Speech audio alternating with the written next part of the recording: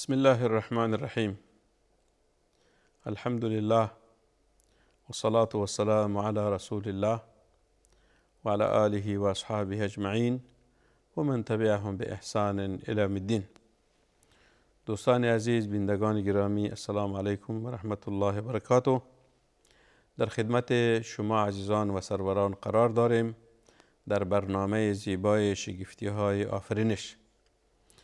دوستا، این موضوع خیلی موضوع وسیع است که ابعاد مختلفی دارد و ما انسان ها را به این میکشاند که باید به خداوند متعال ایمان داشته باشیم که آفریدگار جهان هست.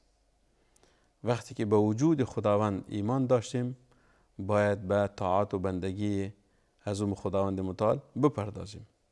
نتیجه خداوند متعال سعادت دارین را نصیب ما شما میکند.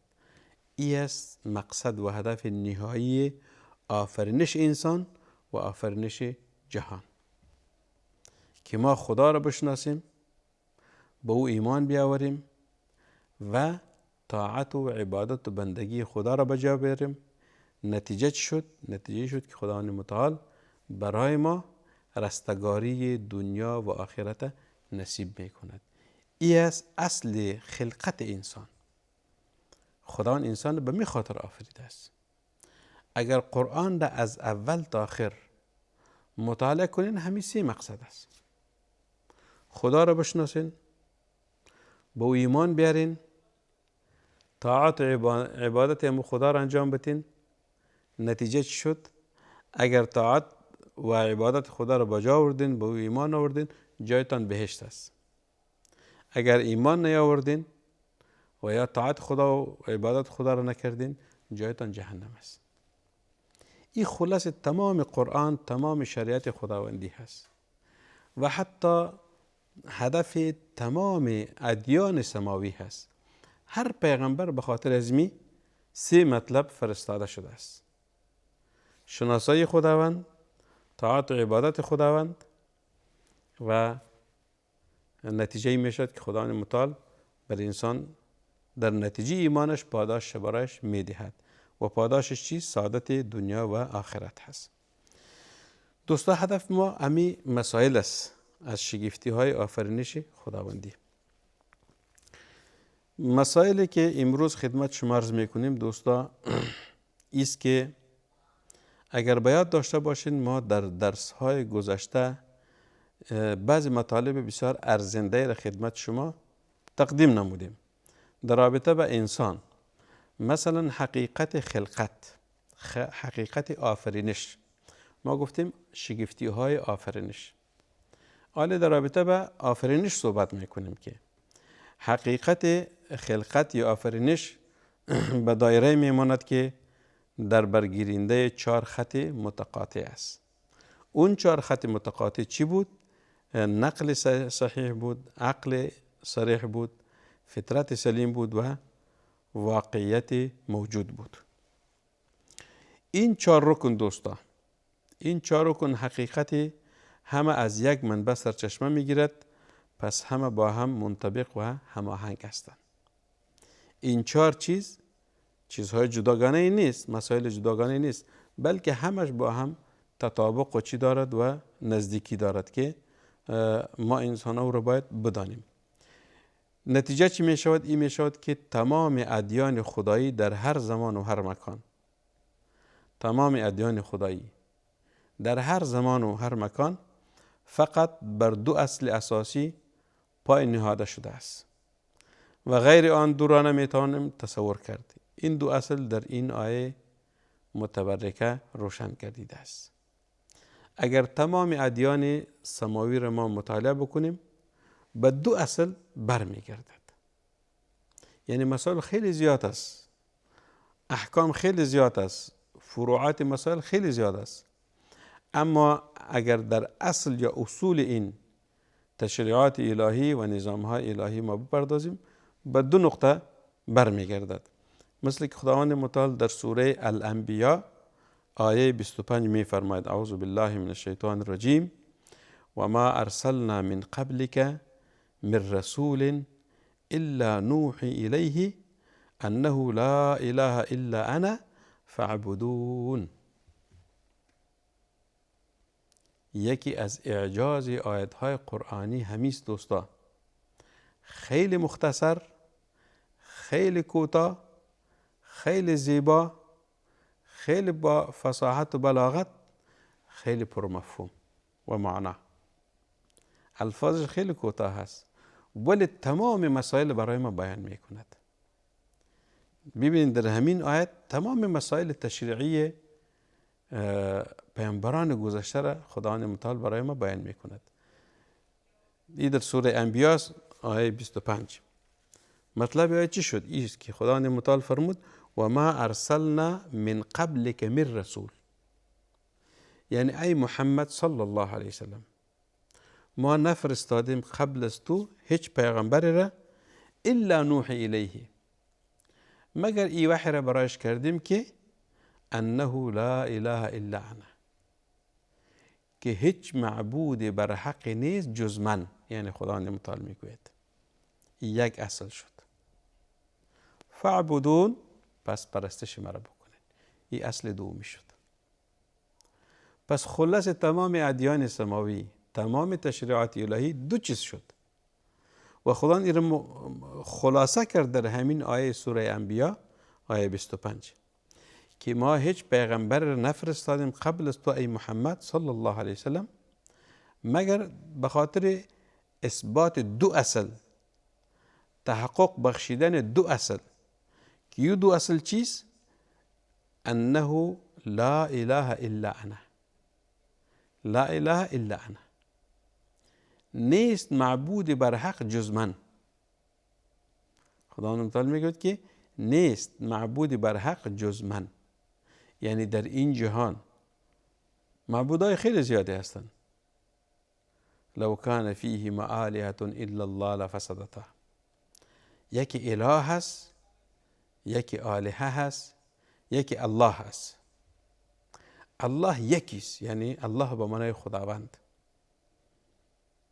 یعنی ما نمیتونیم که دیگر بت‌ها یا کسایی که پرستش غیر خدا را کنیم نام الله بمانیم، چرا که الله یکی است. اله چرا میگوید؟ اله معبود میگوید.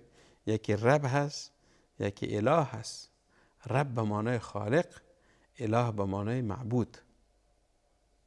وقتی ما با کلمه شهادت میگویم که اشهد ان لا اله الا الله و اشهد ان محمدا رسول الله، یعنی نیست معبود بر حق جز خداوند و محمد صلی الله علیه وسلم پیامبر و فرستاده خداوند متعال هست.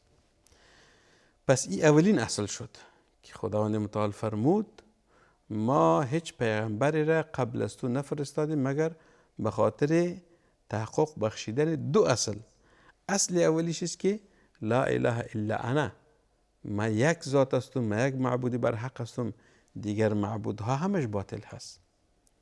این انسان هایی که پرستش لات و منات و عزا را میکنن، پرستش سنگ و چوب و انسان میکنن، پرستش آفتاب و مهتاب و ستاره ها را میکنن، این همش باطل است. در طول تاریخ انسان ها و بشریت، مثلا شما دیده باشین در زمان موسی علیه السلام یک گروهی به چی پرداختن؟ به عبادت گاو پرداختن، گوساله، که او را قرآن عظیمشان به نام عجل یاد کرده است. و وعدنا موسی 40 لیله ثم اتخذتم العجل من بعده وانتم ظالمون. ثم اتخذتم العجل من بعده. وقتی که موسی علیه السلام به مناجات پروردگار رفت، قومش آمد پرستش گوساله را کردن. عجل به معنای گوساله، یکی بقر است، یکی عجل است، یکی ثور است. بقر گاو میگوین و ثور نرگاو میگوین و عجل گوساله را میگوین. این قوم بنی اسرائیل پرستش گوساله را کردن، پس گوساله معبودشان شد. در جزیره عرب بت‌های مشهور که قرآن کریم به او اشاره کرده است، لات، منات، عزا، این بت‌های بود در جاهای مختلف که عرب ها قبل از اسلام پرستش این بت‌ها رو میکردن، پس این معبودهایشان بود. خداوند متعال شریعتش به این آمده است که تمام معبودها که انسان ها پرستش از او رو میکنه باطل هست. تنها انسان ها یک معبود دارن که او خداوند متعال هست و او حق هست و عبادتش صحیح هست. این چیز ای اول اصل شد. اصل دومیش چیز؟ فعبدون. در جهان نیست مگر یک خداوند یک معبود، پس شما فعبدون، یعنی معنای از این آیتی شد که فعبدونی. وقتی که شما به ایمان آوردین که در جهان یک خدا هست، یک معبود است، پس شما پرستش هم خدا را بکنین. خداوند متعال می فرماید فعبدون. در تلاوت قرآن ما احکام تجوید داریم. وقتی که یک آیت تلاوت میکنیم در حالت وقف چه قسم میخوانیم، در حالت